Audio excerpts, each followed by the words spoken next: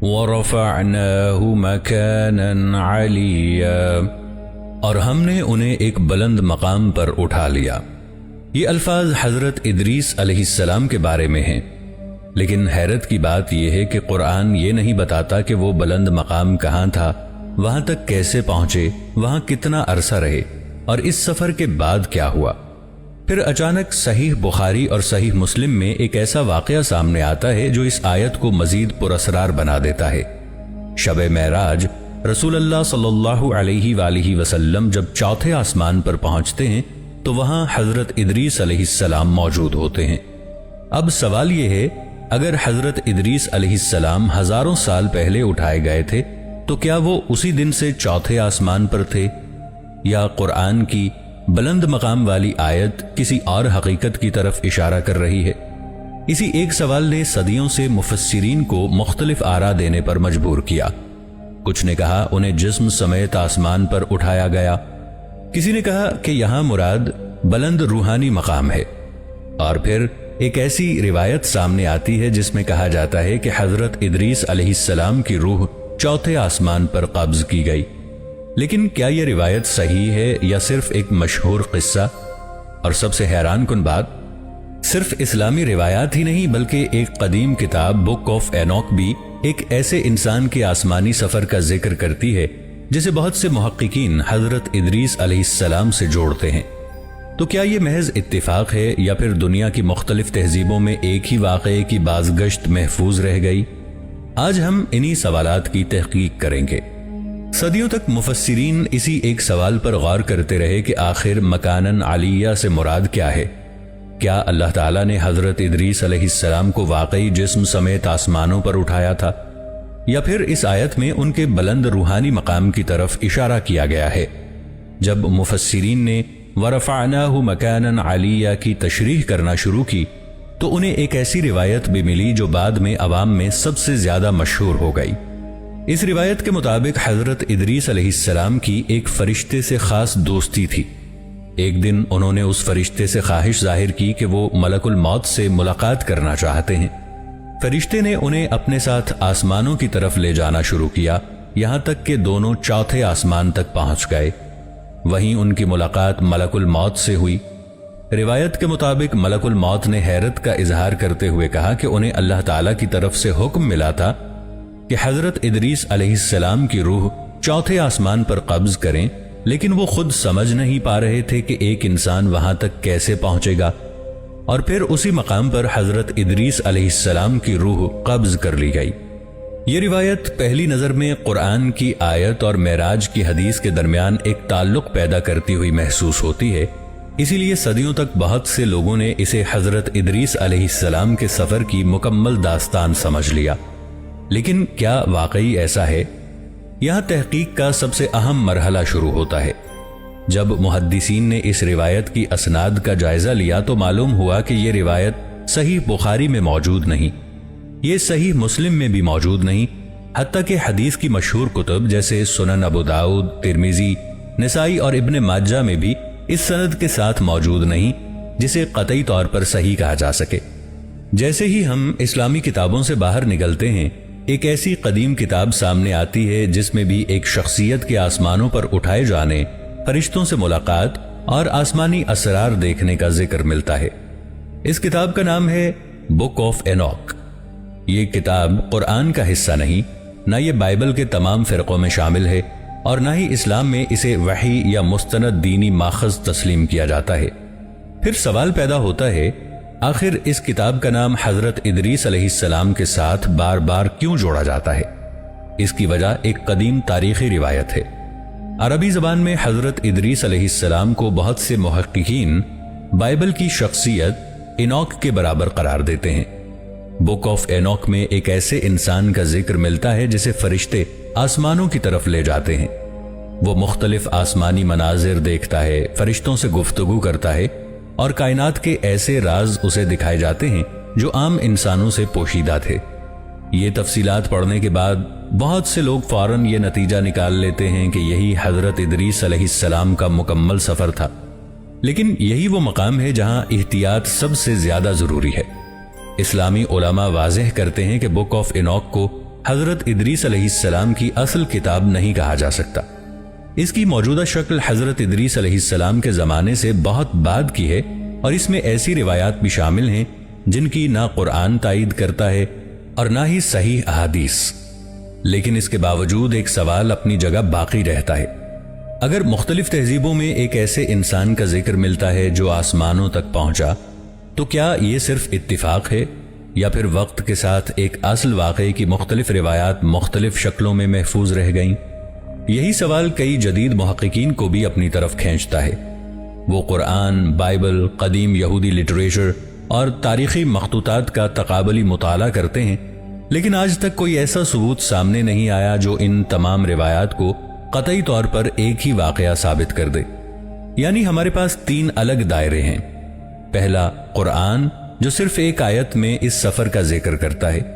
دوسرا صحیح احادیث، جو معراج کی رات حضرت ادریس علیہ السلام کی چوتھے آسمان پر موجودگی بتاتی ہے۔ اور تیسرا قدیم تاریخی روایات، جو مزید تفصیلات بیان کرتی ہیں مگر جنہیں تحقیق کی کسوٹی پر پرکھنا ضروری ہے۔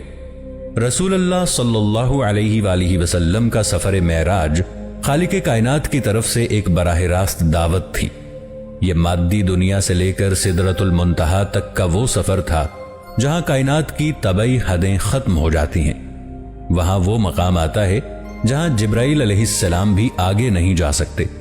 معراج میں رسول اللہ صلی اللہ علیہ وآلہ وسلم نے حضرت ادریس علیہ السلام سے ملاقات کی، لیکن کسی صحیح روایت میں یہ تفصیل موجود نہیں کہ اس ملاقات میں کیا گفتگو ہوئی یا حضرت ادریس علیہ السلام نے اپنے سفر کے بارے میں کچھ بیان کیا۔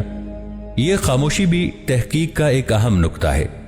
اگر حضرت ادریس علیہ السلام کے سفر کی تفصیلات امت کے لیے ضروری ہوتی تو یقیناً وہ محفوظ ہوتی، لیکن ایسا نہیں ہوا۔ اس کا مطلب یہ نہیں کہ واقعہ کم اہم تھا، بلکہ شاید اس کا پیغام خود اس کی تفصیل سے زیادہ اہم تھا۔ یعنی اللہ تعالیٰ جب چاہے اپنے بندے کو ایسی بلندی عطا کر سکتا ہے جو انسانی عقل اور مادی قوانین سے ماورا ہو۔ یہی وجہ ہے کہ حضرت ادریس علیہ السلام اور رسول اللہ صلی اللہ علیہ وآلہ وسلم کے آسمانی اسفار کو ایک ہی واقعہ سمجھنا درست نہیں۔ لیکن حضرت ادریس علیہ السلام کا سفر، وہ کائنات کی حدوں کے پار نہیں گئے، بلکہ وہ کائنات کے ایک خاص مقام یعنی چوتھے آسمان پر رک گئے۔ لیکن چوتھا آسمان ہی کیوں؟ یہاں قدیم مسلم فلکیات دانوں کی تحقیق ایک نیا دروازہ کھولتی ہے۔ جب وہ 7 آسمانوں کے ماڈل پر غور کرتے ہیں تو چوتھے آسمان کو اس پورے کائناتی نظام کا دل یا مرکز مانتے تھے۔ یہ وہ مقام ہے جہاں اوپر کے 3 اور نیچے کے 3 آسمانوں کا توازن قائم ہوتا ہے۔ یہ کائنات کا توازن برقرار رکھنے والا ایک ایسا اسٹیشن ہے جہاں طبعی اور غیر طبعی قوانین ملتے ہیں۔ ادریس علیہ السلام وہاں موجود ہیں، ایک مشاہدہ کرنے والے کی طرح۔ انہوں نے موت سے پہلے اس مقام کا تجربہ کیا جسے پانے کے لیے انسانی روح کو جسمانی قید سے آزاد ہونا پڑتا ہے۔ یہی وہ مقام ہے جہاں قدیم داستانوں کا وہ نظریہ ٹوٹ جاتا ہے جو صدیوں تک انسانوں کو الجھاتا رہا۔ سوال یہ نہیں کہ ادریس علیہ السلام کہاں گئے، سوال یہ ہے کہ کیسے گئے۔ طبیعیات کا اصول ہے کہ مادہ روشنی کی رفتار کے قریب پہنچتے ہی اپنی حیت تبدیل کر لیتا ہے۔ اگر آپ کا جسم گوشت پوست کا ہے تو کائنات کی وہ بلندیاں آپ کو ایک لمحے میں تحلیل کر دیں گی، مگر قرآن کہتا ہے کہ وہ وہاں موجود ہیں۔ اس کا مطلب کیا ہے؟ کیا ادریس علیہ السلام نے اپنی بایولوجیکل کلاک کو پاز کر دیا تھا، یا پھر انہوں نے کائنات کے اس گیٹ وے کو تلاش کر لیا تھا جہاں سے مادہ توانائی میں تبدیل ہو جاتا ہے؟ سائنسی تھیوریز کہتی ہیں کہ کائنات میں کچھ ایسے ورم ہولز موجود ہیں جو وقت اور جگہ کو موڑ دیتے ہیں۔ اگر ادریس علیہ السلام نے اس ورم ہول کو عبور کیا تو پھر وقت ان کے لیے ساکت ہو گیا۔ تبھی تو ہزاروں سال گزرنے کے بعد بھی وہ معراج کی رات رسول اللہ صلی اللہ علیہ وآلہ وسلم کو وہاں ملے۔ وہ بوڑھے نہیں ہوئے، وہ فنا نہیں ہوئے، وہ صرف سسٹم سے باہر نکل گئے ہیں۔ اور یہی وہ خوفناک اور حیران کن سچائی ہے جسے مفسرین مکان عالی کہتے ہیں۔ یہ کوئی ٹھکانہ نہیں، یہ کائنات کا وہ سافٹ ویئر ہے جسے اللہ تعالیٰ نے ادریس علیہ السلام کے لیے بدل دیا تھا۔ آج کی جدید فلکیات کے مطابق انسان کے لیے زمین سے چند سو کلومیٹر اوپر جانا بھی انتہائی مشکل ہے۔ خلا میں نہ ہوا موجود ہے، نہ مناسب دباؤ، نہ ایسا ماحول جہاں انسانی جسم بغیر حفاظتی نظام کے زندہ رہ سکے۔ یہی وجہ ہے کہ بین الاقوامی خلائی اسٹیشن صرف تقریباً 400 کلومیٹر کی بلندی پر ہونے کے باوجود جدید ترین ٹیکنالوجی کے بغیر قابل رسائی نہیں۔ اب ذرا اس منظر کا تصور کیجئے، اگر حضرت ادریس علیہ السلام کو واقعی آسمانوں کی طرف اٹھایا گیا تو وہ سفر ہماری سمجھی ہوئی فضا تک محدود نہیں تھا۔ قرآن اسے صرف مکانن علیہ کہتا ہے، یعنی ایک ایسا بلند مقام جس کی نوعیت خود قرآن نے بیان نہیں کی۔ یہی خاموشی جدید محققین کو ایک اور سوال کی طرف لے جاتی ہے، کیا قرآن کے آسمان اور جدید فلکیات کے آؤٹر سپیس ایک ہی چیز ہیں؟ بہت سے اسلامی علماء اس کا جواب نہیں میں دیتے ہیں۔ ان کے نزدیک وہ 7 آسمان جن کا ذکر قرآن میں ہے صرف مادی کائنات نہیں، بلکہ اللہ کی تخلیق کے ایسے مراتب ہیں جنہیں موجودہ سائنس نہ ناپ سکتی ہے اور نہ دیکھ سکتی ہے۔ دوسری طرف بعض معاصر مسلم مفکرین کے مطابق ممکن ہے ہماری پوری قابل مشاہدہ کائنات، جس میں اربوں کہکشائیں موجود ہیں، صرف آسمان دنیا کا ایک حصہ ہو، جبکہ اس کے بعد کے آسمان ہماری طبعی کائنات سے ماورا ہوں۔ یہ صرف ایک علمی احتمال ہے، کوئی ثابت شدہ حقیقت نہیں۔ لیکن اگر ایسا ہے تو حضرت ادریس علیہ السلام کا سفر صرف بلندی کا سفر نہیں تھا، بلکہ شاید ایک مختلف جہت میں داخل ہونے کا سفر تھا۔ حضرت ادریس علیہ السلام کا سفر اپنی جگہ ایک ایسا راز ہے جس کی مکمل تفسیر قرآن نے بیان نہیں کی۔ اگر ہم قرآن مجید میں کسی اور ایسے انسان کو تلاش کریں جسے اللہ تعالیٰ نے زمین سے اٹھا لیا تو ایک اور حیران کن نام ہمارے سامنے آتا ہے، حضرت عیسیٰ علیہ السلام۔ فرق صرف اتنا ہے کہ حضرت ادریس علیہ السلام کے بارے میں قرآن فرماتا ہے وَرَفَعْنَاهُ مَكَانًا عَلِيًّا، جبکہ عیسیٰ علیہ السلام کے بارے میں الفاظ بدل جاتے ہیں، بل رفع اللہ الیہ۔ یہاں صرف بلند مقام کا ذکر نہیں بلکہ اپنی طرف اٹھا لینے کا ذکر ہے۔ کیا حضرت عیسیٰ علیہ السلام کو بھی حضرت ادریس علیہ السلام کی طرح آسمانوں پر اٹھایا گیا؟ ایک انسان جس کے دشمن اسے قتل کرنے کے لیے جمع تھے، لیکن اگلے ہی لمحے وہ زمین پر نہیں تھا۔ حضرت عیسیٰ علیہ السلام کے بارے میں قرآن صرف 4 الفاظ کہتا ہے، بل رفع اللہ الیہ، اللہ نے انہیں اپنی طرف اٹھا لیا۔ لیکن کہاں؟ آسمانوں کے کس حصے میں؟ کیا وہ ہماری اس قابل مشاہدہ کائنات میں ہیں یا پھر کسی ایسے عالم میں جہاں سپیس، ٹائم اور میٹر کے قوانین ہی مختلف ہیں؟ جدید سائنس ایک دلچسپ سوال پیدا کرتی ہے۔ اگر حضرت عیسیٰ علیہ السلام آج زندہ ہیں اور تقریباً 2000 سال بعد دوبارہ زمین پر تشریف لائیں گے تو کیا ان پر بھی وقت اسی رفتار سے گزر رہا ہے جیسے زمین پر ہم پر گزرتا ہے؟ قرآن اس سوال کا براہ راست جواب نہیں دیتا۔ رسول اللہ صلی اللہ علیہ وآلہ وسلم نے دوسرے آسمان پر حضرت عیسیٰ علیہ السلام اور حضرت یحییٰ علیہ السلام سے ملاقات فرمائی، لیکن احادیث یہ نہیں کہتی کہ دوسرا آسمان ہی حضرت عیسیٰ علیہ السلام کا مستقل ٹھکانہ ہے۔ یہ صرف معراج کے دوران ملاقات کا مقام بیان کرتی ہیں۔ لیکن اگر حضرت عیسیٰ علیہ السلام کا موجودہ مقام ہماری مادی کائنات سے ماورا ہے تو پھر ایک اور سوال سامنے آتا ہے، وہ واپس کیسے آئیں گے؟ کیونکہ قرآن صرف ان کے رفع کا ذکر کرتا ہے، جبکہ صحیح احادیث ان کے نزول کی خبر دیتی ہیں، یعنی ایک دن وہ دوبارہ اسی زمین پر قدم رکھیں گے۔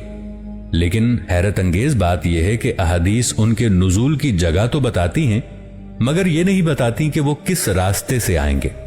صحیح مسلم کی روایت کے مطابق حضرت عیسیٰ علیہ السلام دمشق کے مشرق میں سفید مینار کے قریب نازل ہوں گے۔ ان کے ہاتھ 2 فرشتوں کے پروں پر ہوں گے اور وہ ایک ایسے وقت میں دنیا میں آئیں گے جب دجال پوری زمین پر فتنہ برپا کر چکا ہوگا۔ اب یہاں ایک ایسا سوال پیدا ہوتا ہے جس پر بہت کم لوگ غور کرتے ہیں۔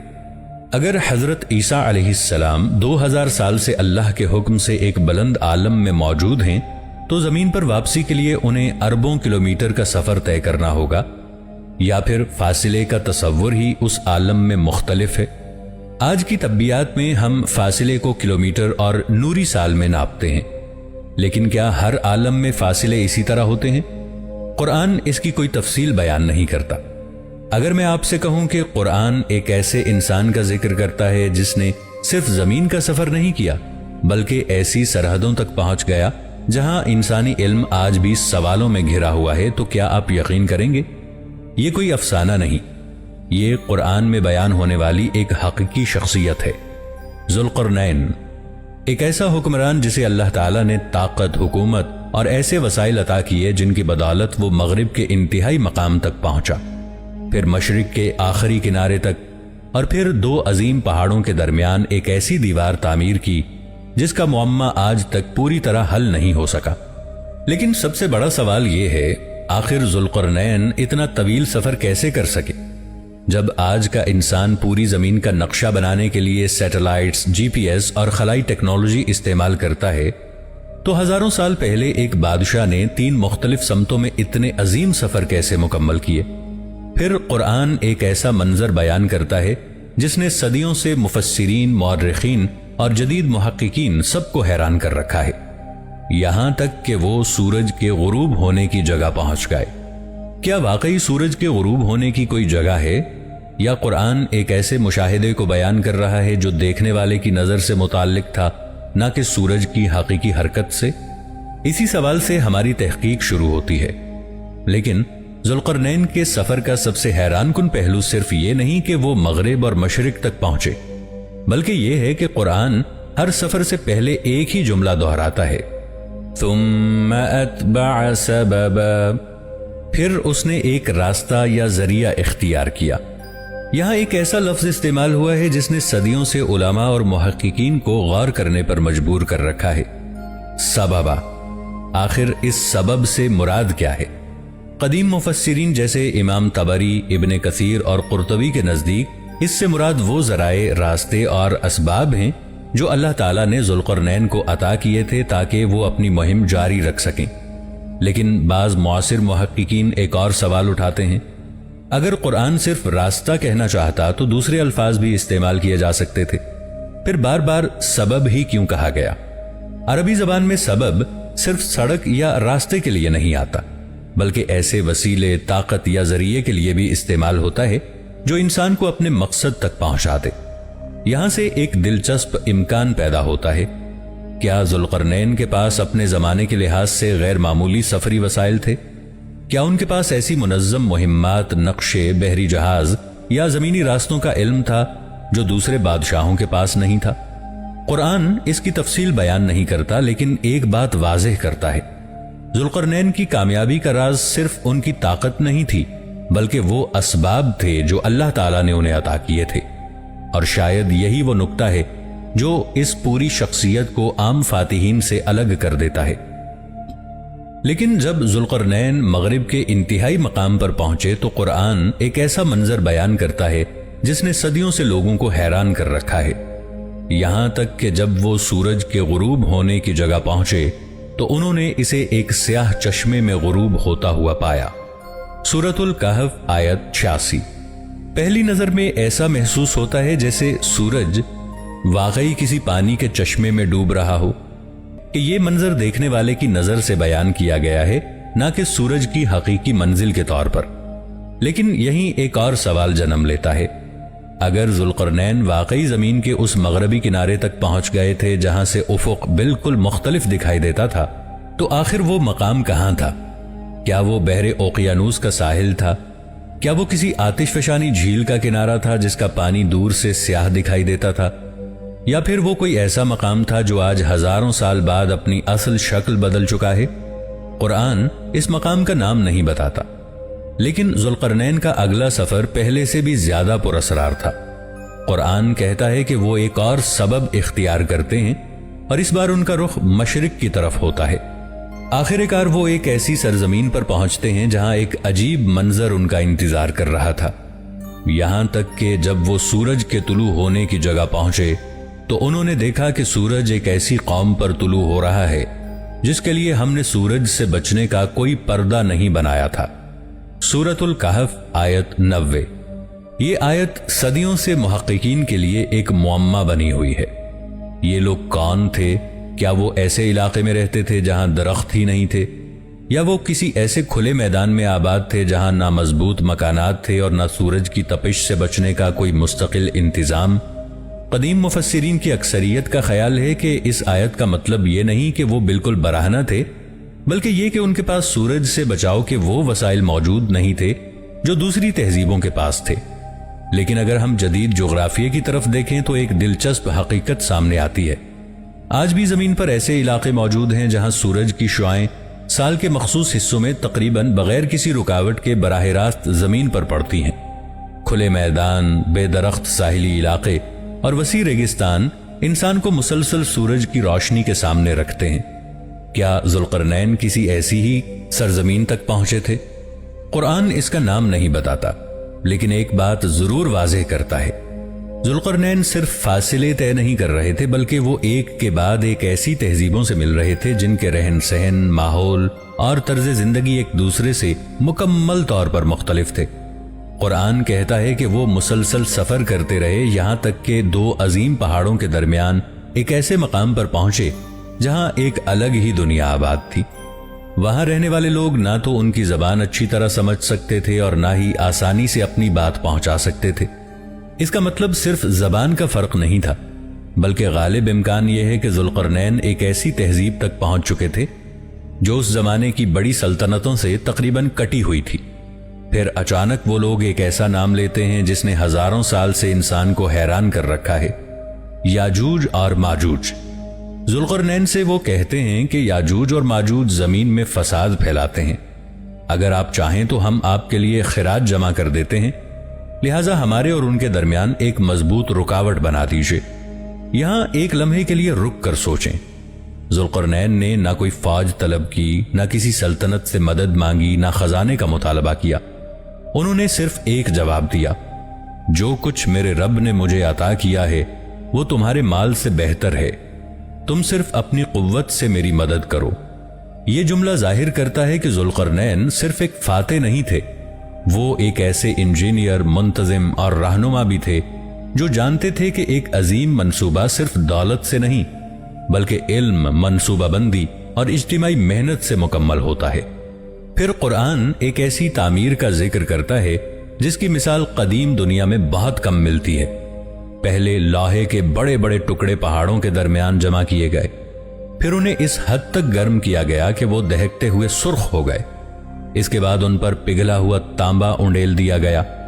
آج جب ماہرین آثار قدیم دھات کاری کی تاریخ کا مطالعہ کرتے ہیں تو انہیں معلوم ہوتا ہے کہ اس درجے کی دھاتی انجینئرنگ اپنے زمانے کے لحاظ سے ایک غیر معمولی کارنامہ تھی۔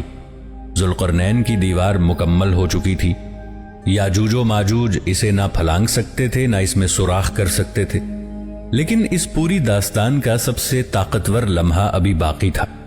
ذوالقرنین نے اپنی عظیم کامیابی پر فخر نہیں کیا، انہوں نے یہ نہیں کہا کہ یہ میری طاقت کا شاہکار ہے، بلکہ فوراً فرمایا یہ میرے رب کی رحمت ہے، پھر جب میرے رب کا وعدہ آئے گا تو وہ اسے ریزہ ریزہ کر دے گا، اور میرے رب کا وعدہ سچا ہے۔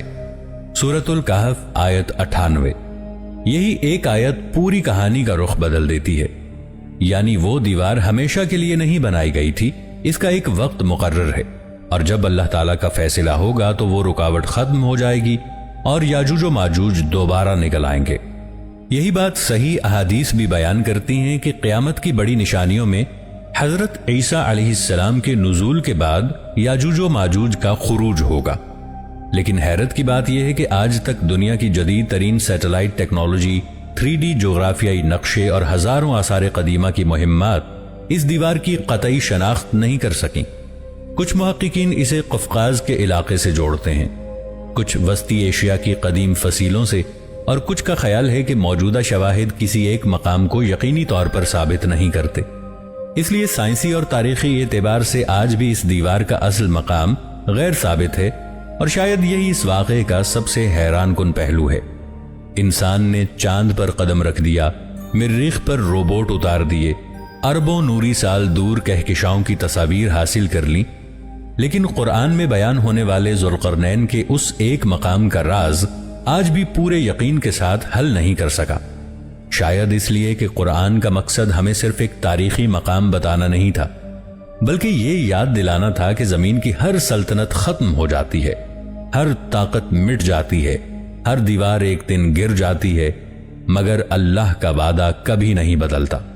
اور شاید ذوالقرنین کی پوری داستان کا سب سے بڑا سبق یہی ہے، انسان جتنا چاہے زمین اور خلا کی وسعتیں ناپ لے، لیکن کچھ ایسے راز رہیں گے جن کی آخری حقیقت صرف اسی ذات کے علم میں ہے جس نے اس پوری کائنات کو پیدا کیا ہے۔ شاید ذوالقرنین کی سب سے بڑی میراث وہ دیوار نہیں تھی جو انہوں نے تعمیر کی، بلکہ وہ سوال تھے جو وہ انسانیت کے لیے چھوڑ گئے۔ کیا یاجوج و ماجوج آج بھی اسی رکاوٹ کے پیچھے موجود ہیں، یا اللہ کا وعدہ پورا ہونے کا وقت ابھی باقی ہے؟ شاید یہی وجہ ہے کہ قرآن نے اس مقام کا نام نہیں بتایا تاکہ انسان جگہ نہیں بلکہ پیغام تلاش کرے۔ جب تک قیامت کی بڑی نشانیاں ظاہر نہیں ہوتی، ذوالقرنین کی داستان تاریخ، ایمان اور تحقیق کے درمیان ایک زندہ معمہ بنی رہے گی، اور شاید اسی لیے ہزاروں سال گزرنے کے باوجود ذوالقرنین کا سفر ختم نہیں ہوا، بلکہ آج بھی انسان اس کے نقش قدم تلاش کر رہا ہے۔